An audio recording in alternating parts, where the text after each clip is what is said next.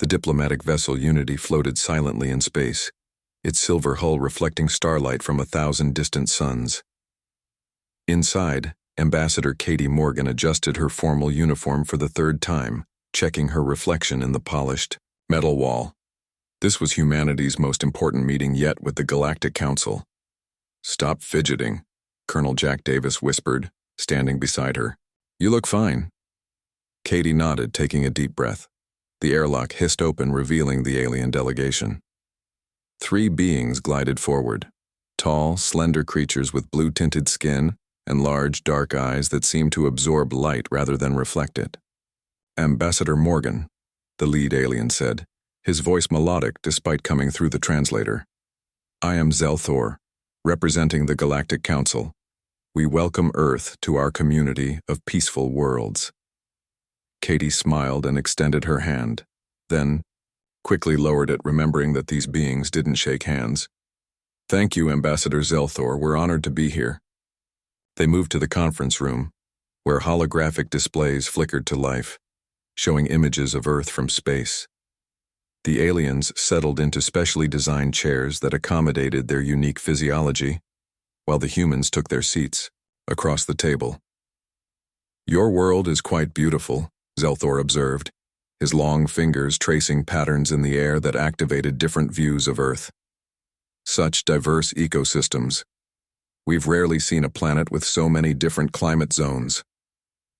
"Yes, Earth has everything from frozen tundras to tropical rainforests," Katie replied proudly. "Each region has its own unique wildlife and plant species." The alien to Zelthor's left, introduced as Venzara, leaned forward with interest. "Wildlife? You mean non-sapient creatures? Tell us about them." "On most council worlds, dangerous animals were eliminated long ago for the safety of our populations." Colonel Davis shifted uncomfortably, but Katie maintained her diplomatic smile. "We have a rich variety of animals. Many are harmless: deer, rabbits, most birds. Others can be dangerous if provoked." "Dangerous?" The third alien, Mechlor, spoke, for the first time. "How dangerous? Surely you've contained them in preserves away from your cities?" Katie glanced at Jack, who gave a slight shrug. "Well, some live in preserves, but many roam free in their natural habitats. We've learned to coexist with them." Zelthor's eyes widened slightly. "You allow dangerous creatures to roam freely? What kind of dangerous animals are we discussing?" "Oh, various predators," Katie said casually. "Tigers, for instance.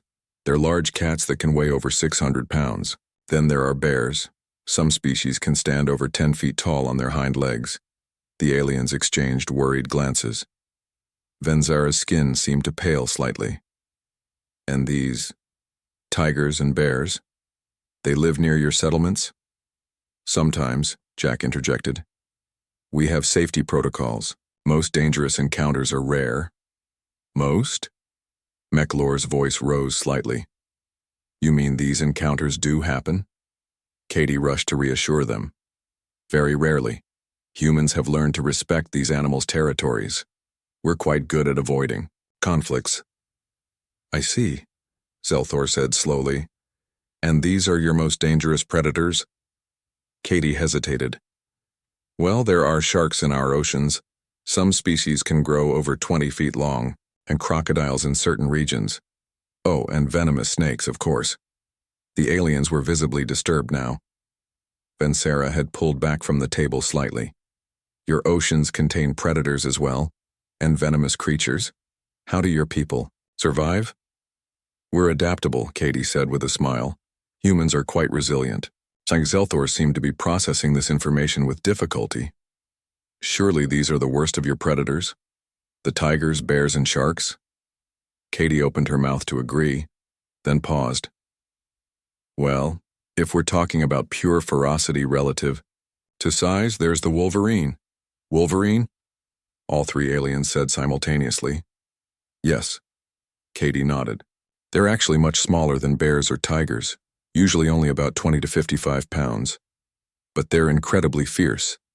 They've been known to fight off bears and wolves many times their size." The conference room fell silent.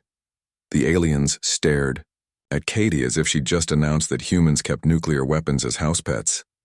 "I'm sorry," Zelthor said finally. "Did you say a 20-pound creature fights bears?" "Oh yes," Katie replied cheerfully. "Wolverines are remarkably tenacious. They're part of the weasel family, but they're nothing like their smaller cousins. They have incredibly powerful jaws, sharp claws, and absolutely no fear." The aliens looked at each other again, their expressions suggesting they were questioning whether this meeting had been a terrible mistake. Lieutenant Eric Young entered the conference room carrying a data tablet, unaware of the tension that had settled over the meeting. He was the wildlife specialist assigned to the diplomatic mission, and Katie had called him in to provide more detailed information about Earth's fauna. "Lieutenant Young," Katie gestured to an empty seat, "our guests have some questions about Earth's wildlife, particularly wolverines." Eric smiled and activated his tablet, projecting a holographic image of a wolverine above the conference table. The creature appeared stocky and muscular, with dark brown fur and a distinctive pale stripe along its sides. "Ah, Gulo, Eric said enthusiastically. "The wolverine. Fascinating creature." Zelthor studied the hologram carefully. "This small animal fights bears? Surely you jest." "Not at all," Eric replied, warming to his subject. "Wolverines are known for their incredible strength and ferocity. They have a bite force that can crush bones, and they're absolutely fearless." Vensara leaned forward, her large eyes fixed on the rotating image. "But it's so small compared to the bears you described. How can it possibly survive such encounters?" Eric tapped his tablet, and the hologram changed to show a size comparison between a wolverine and a grizzly bear. The difference was striking. The bear towered over the wolverine. "Size isn't everything in nature," Eric explained. "Wolverines make up for their smaller size with aggression, intelligence, and sheer determination. They've been documented driving bears away from kills, and they can take down prey many times their size." Captain Lisa Bennett, who had been standing quietly by the door, stepped forward. "If I may add something, Lieutenant?" Eric nodded, and Lisa addressed the aliens directly. "What makes wolverines truly remarkable isn't just their fighting ability. They can survive in incredibly harsh conditions, from Arctic tundra to mountain ranges. They've been known to travel over 15 miles in a single day through deep snow." Korvax, the alien security officer who had been silent until now, finally spoke. His voice carried a tone of disbelief through the translator. "You're telling us that a creature weighing less than some of our children can fight off your planet's apex predators and survive in extreme environments?" "Exactly," Lisa confirmed. "They're also incredibly intelligent problem solvers. We've documented cases of wolverines figuring out complex traps and even breaking into reinforced food storage units." The aliens exchanged what appeared to be concerned glances. Meklor raised a hand, a gesture that seemed to request clarification. "Wait, these creatures can break into reinforced storage? What do you mean by reinforced?" Eric pulled up another hologram, this time showing a research station in Alaska. This facility was designed to be bear-proof. Metal reinforced doors, locked windows, the works. A wolverine managed to find a weak point in the ventilation system and got inside. "Broke into a building designed to keep out bears?" Zelthor's voice had risen slightly. "Not just broke in," Lisa added. "It systematically went through the food stores, scattered research equipment, and then found its way back out. Took the researchers days to clean up the mess." Vensara had pushed her chair back slightly from the table. "And these creatures, they live near your settlements?" "Well, they prefer remote areas," Eric said reassuringly. "Mountains, forests, tundra regions. But yes, they do occasionally come into contact with humans." "Occasionally?" Korvax repeated. "How often is occasionally?" Eric shrugged. "It varies by region. In some parts of Alaska or Canada, people might encounter them several times a year. They're generally not aggressive toward humans unless provoked or defending food." "Generally not aggressive," Meklor echoed faintly. "Unless provoked." Katie noticed the growing alarm among their alien guests and tried to lighten the mood. "Wolverines are actually quite fascinating from a scientific perspective. Their fur is naturally resistant to frost, and they have specialized teeth for crushing frozen meat." This attempt at reassurance seemed to have the opposite effect. Zelthor's skin had taken on a paler shade of blue. They eat frozen meat?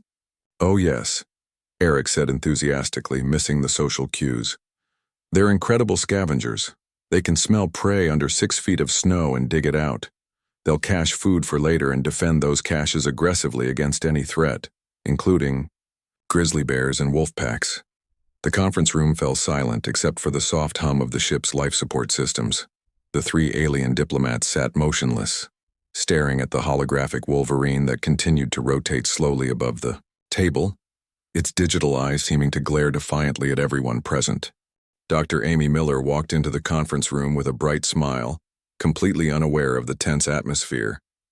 As the team's wildlife biologist, she had been excited to share her research with the alien delegation. She carried a small device that projected high-definition video footage. Dr. Miller has some fascinating footage to share, Katie announced, trying to maintain diplomatic composure despite the aliens' obvious discomfort. Amy placed her device on the table and activated it. A large holographic screen appeared showing a snow-covered wilderness. "I thought you might like to see wolverines in their natural habitat," she said cheerfully. The video began with a peaceful winter scene. Suddenly, a small dark shape appeared against the white snow. The wolverine moved with surprising speed, its powerful legs propelling it forward through deep snowdrifts. "This footage was taken in northern Canada," Amy explained. "Watch what happens next." The aliens leaned forward despite themselves as a massive grizzly bear entered the frame. The bear was easily 15 times the wolverine's size, a mountain of fur and muscle. The wolverine, instead of fleeing, stood its ground. "No," Venzera whispered. "Surely it will run." What happened next caused all 3 aliens to physically recoil. The wolverine charged at the grizzly bear, snarling and snapping. The bear, apparently surprised by this audacity, actually stepped back. "This is typical Wolverine behavior," Amy said proudly. "They're absolutely fearless. See how the bear is actually retreating?" Zelthor's translator seemed to stutter. The large predator is afraid of the small one?" "Not afraid exactly," Amy clarified. "More like deciding it's not worth the trouble. Wolverines fight so viciously that even larger predators often choose to avoid confrontation." The video switched to another scene. This time it showed a research station with metal walls and reinforced doors. A wolverine approached the building, circled it once, then began systematically testing every potential entry point. "This is from our Montana research facility," Amy explained. "Watch how it problem solves." The wolverine found a small ventilation grate, barely large enough for its head. With determination that seemed almost supernatural, it began working at the edges with its claws and teeth. Within minutes, it had bent the metal enough to squeeze through. Korvax made a sound that the translator couldn't interpret. His skin had taken on a distinctly grayish hue. The next clip showed the interior of the research station. The wolverine moved through the facility like a furry tornado, overturning equipment, tearing open locked cabinets and scattering papers everywhere. "The fascinating part," Amy continued enthusiastically, "is how it memorized the layout. When it was done, it went straight back to the ventilation shaft without any hesitation." Meckler spoke in a very quiet voice. "It remembered the exit route?" "Oh yes," Amy nodded. "Wolverines have excellent spatial memory. They can remember the locations of food caches buried months earlier under several feet of snow." The final video clip made the aliens lean back in their chairs. It showed a wolverine facing off against an entire wolf pack. The wolves, each larger than the wolverine, circled cautiously, while the smaller animal stood in the center, turning slowly to keep all threats in view. "This is remarkable footage," Amy said. "The wolverine had claimed a deer carcass, and these wolves thought they could take it. Watch what happens." The wolverine suddenly lunged at the closest wolf with such ferocity that the entire pack scattered. It chased one wolf for several yards before returning to its prize, standing over the carcass with a defiant growl that was audible even through the video. "They just ran away?" Venzera asked weakly. "Wolverines have a reputation," Amy explained. "Most predators learn that it's easier to find food elsewhere than to fight a wolverine. They're known to fight to the death rather than give up a meal. Zelthor raised a trembling hand. Dr. Miller, these creatures, they exist in significant numbers on your planet? Oh, their population isn't huge, Amy replied. Maybe 15,000 to 20,000 worldwide. They're actually protected in many areas. Protected? All three aliens said simultaneously. Yes, we have conservation programs to ensure their survival, Amy said proudly. They're an important part of our ecosystem. The silence that followed was profound. The aliens stared at the frozen final frame of the video, showing the Wolverine standing victoriously over its prize while a pack of wolves watched from a safe distance. Their expressions suggested they were reconsidering everything they thought. They knew about humans and their supposedly civilized planet. Commander Zixtal stood up abruptly, his chair scraping against the metal floor. His blue skin had turned almost gray, and his large eyes were wider than the humans had ever seen them. This cannot be correct, he said, his voice sharp through the translator. You're telling us these Wolverine creatures exist on your planet and you haven't eliminated them? They're clearly a threat to your species. Katie raised her hands in a calming gesture. Commander, I understand your concern, but Wolverines are actually an important part of our ecosystem. They rarely attack humans. Rarely? Zixtal's voice rose. You've just shown us videos of these monsters fighting bears and wolf packs. They break into reinforced buildings. How can you tolerate such danger? Private Ryan Cooper, who had been quietly taking notes in the corner, looked up and said innocently, well, some researchers actually study them up close. There's a research station in Alaska where they observe Wolverine behavior year-round. The room fell deathly silent. All three aliens turned to stare at the young private as if he had just suggested juggling nuclear weapons. Study them, Venzara whispered. Up close? Ryan nodded enthusiastically. Oh yeah, they tag them with tracking devices, observe their hunting patterns, sometimes even follow them through the wilderness. It's fascinating work. Korvax made a strangled sound. You follow them? Voluntarily? Dr. Kevin Walsh, the cultural advisor, stepped forward, sensing the growing diplomatic crisis. Perhaps I should explain. On Earth, we believe in understanding and preserving our wildlife, even species that might seem dangerous. Seem dangerous? Meckler interrupted. These creatures are dangerous. You've shown us proof. Kevin tried a different approach. Think of it as scientific research. By studying Wolverines, we learn about adaptation, survival strategies, and ecosystem balance. Zelthor shook his head slowly. On our worlds, we eliminated dangerous species. Millennia ago, it's basic civilization. No advanced society keeps predators that can threaten its citizens. But that's just it, Katie interjected. Wolverines don't really threaten us. They're part of our world's natural balance. We've learned to coexist. Coexist with creatures that fight bears? Zixtal's voice was incredulous. What possible benefit could there be? Amy stepped forward again. Wolverines help control populations of other animals. They clean up carrion, which prevents disease. They're actually quite beneficial to their ecosystems. And for this benefit, you risk your citizens' lives? Venzara asked. Colonel Davis cleared his throat. With respect, the risk is minimal. Wolverine attacks on humans are extremely rare. You're more likely to be injured by a domestic dog. This statement seemed to push the aliens over the edge. Meckler stood up, joining Zixtal. You keep dangerous domestic animals as well? Katie shot a warning look at Davis, but the damage was done. The colonel, trying to be helpful, continued, well, yes. Dogs, cats. Some people even keep snakes and spiders as pets. The translator struggled with the alien's response, finally settling on a series of concerned chirps and whistles that needed no translation. Let me understand this correctly, Zelthor said slowly. Your species voluntarily shares its planet, with creatures that can kill you, break into your shelters, and fight off your largest predators. And instead of eliminating these threats, you study them, protect them, and even keep similar creatures in your homes. When you put it that way, it sounds worse than it is, Katie said weakly. How could it possibly be worse? Zixtal demanded. Do you also swim with your sharks and wrestle with your bears? The humans exchanged uncomfortable glances. Ryan, who clearly hadn't learned when to stay quiet, piped up, "Well, actually, some people do swim with sharks. And there are bear-watching tours where—" "Private Cooper!" Colonel Davis cut him off sharply, but it was too late. All three aliens were now standing, their body language suggesting they were ready to end the meeting and possibly all diplomatic relations with Earth. "This explains much about your species," Zelthor said finally.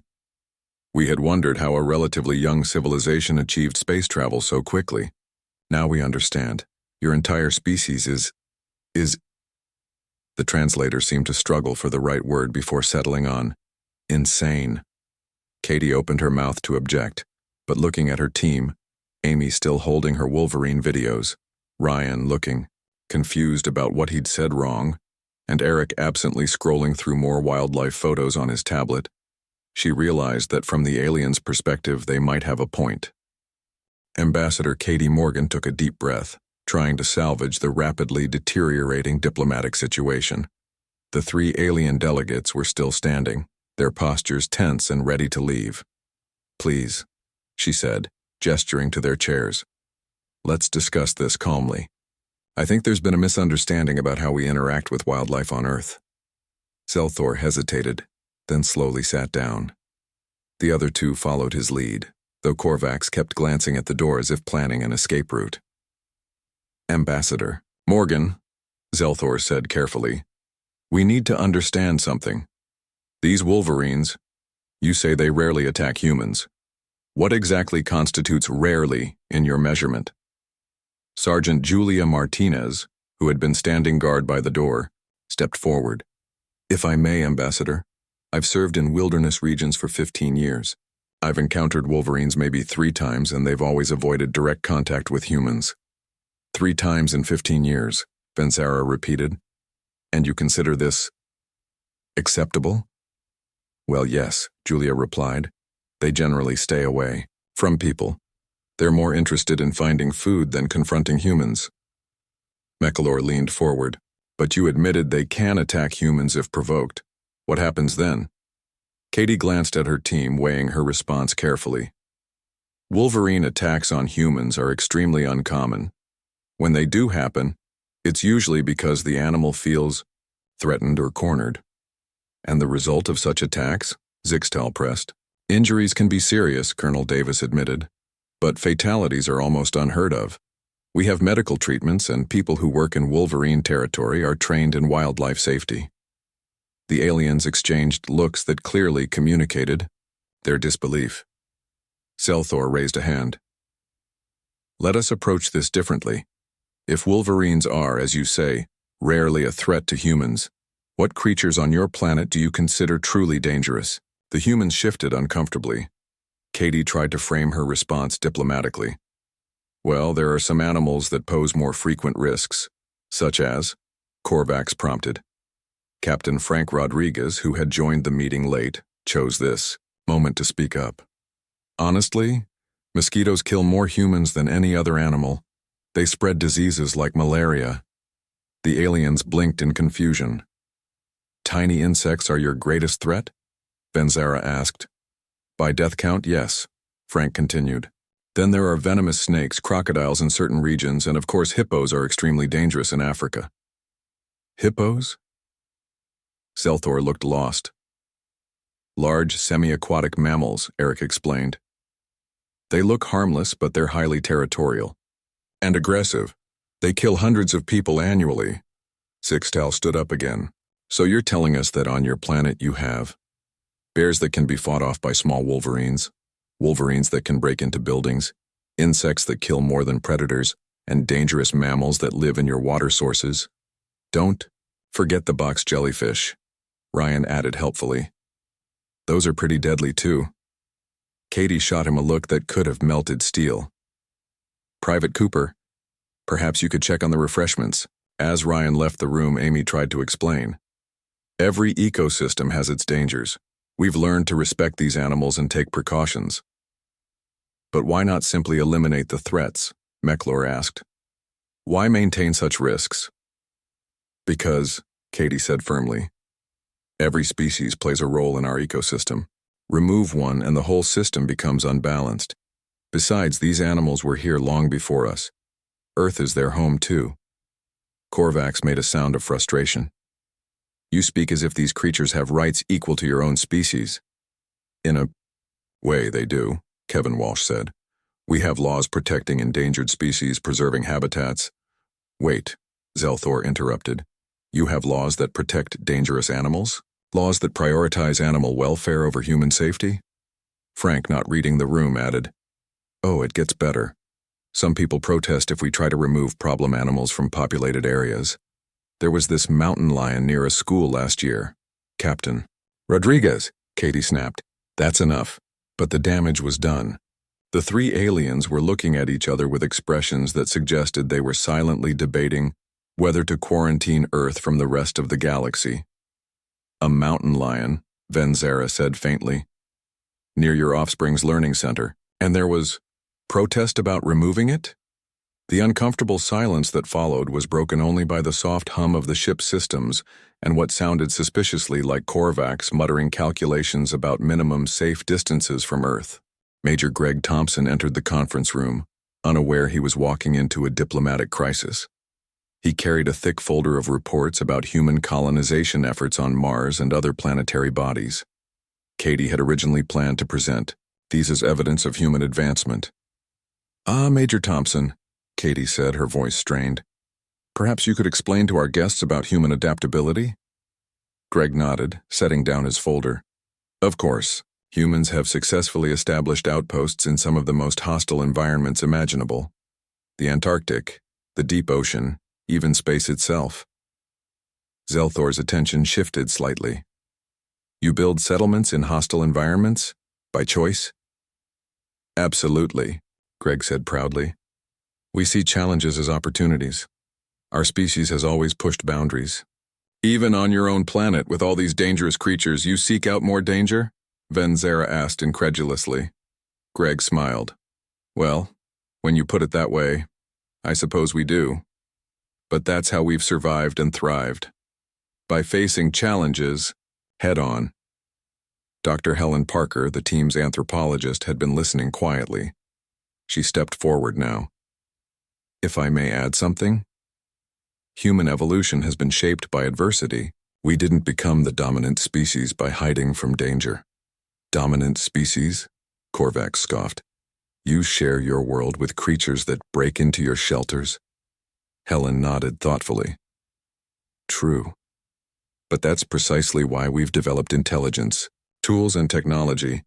We learned to coexist with danger rather than eliminate it entirely.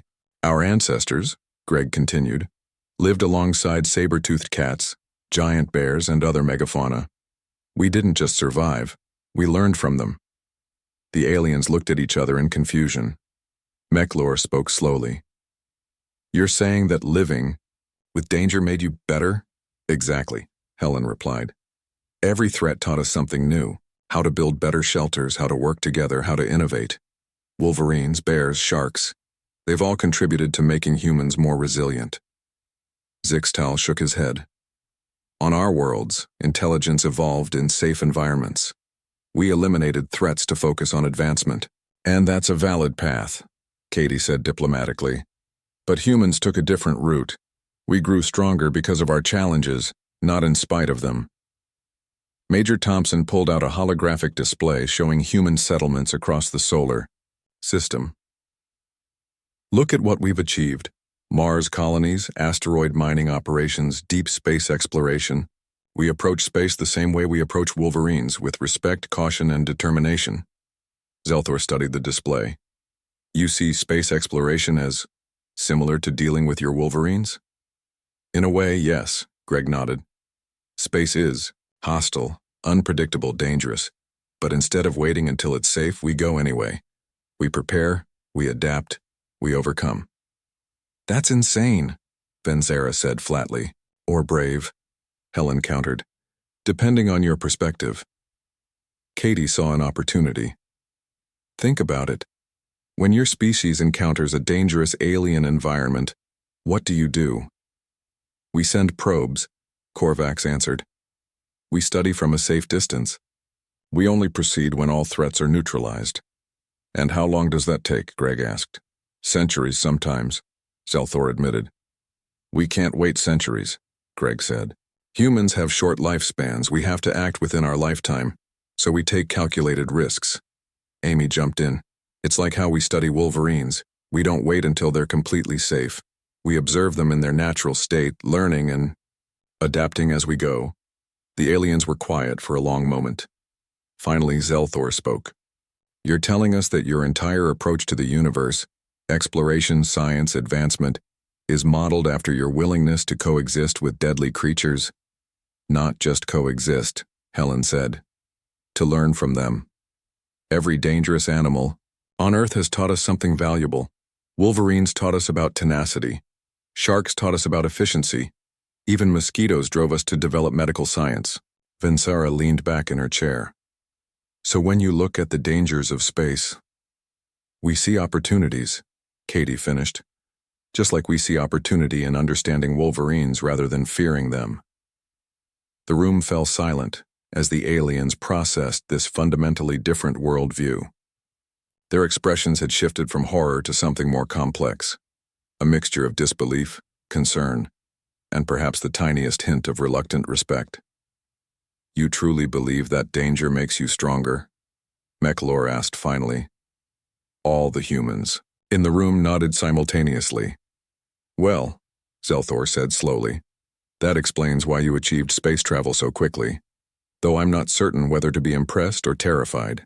Lieutenant Commander Scott Baker stood at the holographic display, showing images of various space missions. The aliens had been silent for several minutes, processing what they'd learned about human philosophy. Let me show you something, Scott said, bringing up footage of the first Mars landing. This mission had a 40% chance of failure. By our calculations, the risk of death for the crew was significant.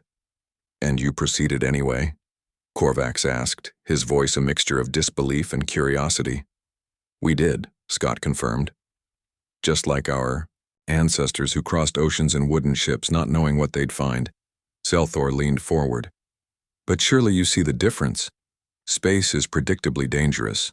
Your wolverines are unpredictably violent. Katie smiled. Actually, wolverines are quite predictable once you understand them. They're territorial, protective of food, and avoid unnecessary confrontation. Space, on the other hand, can surprise you with solar flares, unexpected asteroids, or equipment failures. The point is, Scott continued, we apply the same principles. We study the danger, prepare for it, but don't let it stop us. Dr. Helen Parker added, in fact, our experience with Earth's dangerous wildlife has made us better space explorers. We're used to adapting to threats, thinking creatively, and staying calm under pressure. Venzara tilted her head. You're saying that growing up on a planet with wolverines, sharks, and venomous snakes actually prepared you for space exploration? Exactly, Colonel Davis said. Every child on Earth learns basic survival skills. We grow up knowing that the world has dangers, but also beauty and wonder. It makes us resilient. And perhaps a bit crazy, Amy added with a laugh, then quickly covered her mouth when she saw Katie's expression. But surprisingly, Zelthor made a sound that might have been alien laughter. Perhaps you are right, Dr. Miller. From our perspective, your entire species seems remarkably unconcerned with mortality. Not unconcerned, Katie corrected gently. We value life deeply. That's why we train, prepare, and take calculated risks rather than reckless ones. Major Thompson pulled up another image. Look at this. It's a research station in Antarctica. Temperatures drop to minus 80 degrees Celsius. Winds can reach 200 miles per hour. Complete darkness for months. And humans live there voluntarily? Meklor asked. Yes. Scientists, researchers, support staff. They study climate, astronomy, biology. Some stay for years. Just like the ones who study wolverines in Alaska, Eric added helpfully. Zixtal had been quiet for a while, but now he spoke. I begin to see a pattern. You don't just tolerate danger, you seek it out. You study it. You learn from it. And that's why we're ready for space, Scott said. When we encountered our first hostile alien environment, we didn't panic. We'd been training for it our whole lives just by living on Earth. The aliens exchanged looks. Something had shifted in their expressions. The horror was still there, but it was now mixed with understanding and even a hint of admiration. "Tell me," Zelthor said slowly, "when your species first encountered the vacuum of space, the radiation, the extreme temperatures, did you consider retreating? Waiting until you could make it completely safe?" Katie shook her head. "We knew it would never be completely safe, so we made it as safe as possible and went anyway. Just like with Wolverines," Benzera said, beginning to understand. "You don't wait for perfect safety, you achieve reasonable safety and proceed." "Exactly," Helen exclaimed. "Whether it's studying Wolverines or exploring black holes, the principle is the same. Respect the danger, prepare for it, but don't let it stop you." Korvax stood up, but this time not in anger or fear. "Ambassador Morgan, I believe we may have misjudged your species. What we saw as madness might actually be courage. Or both," Frank muttered, earning a sharp elbow from Julia. Zelthor rose as well. "You've given us much to think about. Your approach to danger is so different from ours that it's taken us this long to understand it's not recklessness. It's a different kind of wisdom. A wisdom born from sharing a planet with Wolverines," Mechlor added, shaking his head in amazement. The tension in the room had transformed into something new, a bridge of understanding between two very different ways of seeing the universe. The next morning, the aliens and humans gathered again in the conference room. The atmosphere had changed completely from the previous day's tension. Zelthor entered with what appeared to be a smile, though on his blue face it looked slightly different. "Ambassador Morgan," he began, "we have spent the night discussing your species' unique approach to danger. We have reached a decision." Katie held her breath, hoping their explanation had been enough to salvage the diplomatic relationship. "We would like to propose a formal alliance," Zelthor continued. "But not just any alliance. We want humans to be our frontier explorers." The human delegation exchanged surprised glances. This was better than they had hoped. "You see," Benzera explained, "we've realized that what we initially saw as insanity is actually a valuable trait. Your willingness to face danger, to learn from it rather than flee from it, makes you ideal for exploring unknown regions of space." Korvax nodded. "There are sectors of the galaxy we've avoided for millennia because they seemed too dangerous. But now we understand. You don't see danger the same way we do. You see opportunities," Mechlor added. Katie smiled broadly. "We would be honored to accept this role. When would you like us to begin?" "There is one condition," Zelthor said, raising a hand. "We would like to observe how you train your explorers, to understand better how you prepare for unknown dangers." "Of course," Colonel Davis replied. "We can arrange for you to visit our training facilities." Captain Beth Walker, who had been selected to lead the first joint exploration mission, stepped forward. "Actually, we're conducting wilderness survival training next week. You're welcome to observe." The aliens looked at each other nervously. "Wilderness? With Earth creatures?" Benzera asked. "Don't worry," Beth assured them. "We'll keep you at a safe observation distance, though I should mention we might encounter some wildlife." "Including Wolverines?" Korvax asked, his voice slightly higher than normal. "Probably not," Eric said. "They're quite rare in that area. Maybe just some bears, wolves, and mountain lions." The casual way he said this made the aliens shift uncomfortably, but they maintained their composure. "We accept," Zelthor said finally. "It will be educational." 2 weeks later, the first human-led expedition into uncharted space was preparing to launch. The aliens watched from their observation ship as Captain Beth Walker and her crew ran through final checks. "I still can't believe they're so calm," Benzera commented. "They're about to enter a region with unknown radiation, possible hostile life forms, and unpredictable spatial anomalies. And they're treating it like a camping trip," Mechlor added, watching the humans joke and laugh as they worked. On the human ship, Amy was explaining something to Ryan while gesturing at a screen. "See?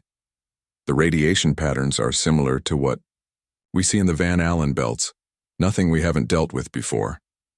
Just like tracking Wolverines through a blizzard, Ryan replied with a grin. The aliens, monitoring the communication, shook their heads in amazement. As the expedition ship prepared to depart, Zelthor made a final transmission.